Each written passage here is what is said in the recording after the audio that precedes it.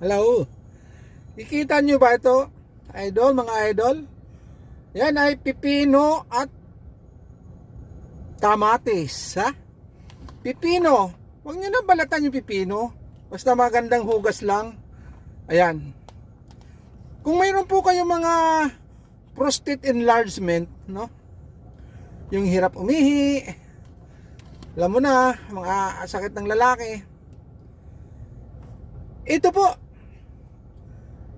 Nalaman ko ito kay Dr. Willie Ong. Yung pipino at saka yung kamatis, the best sa mga taong, mga lalaking mayroong prostate enlargement. Nakakatulong po ito para gumaling yung kanyang prostate enlargement, ha? Ito,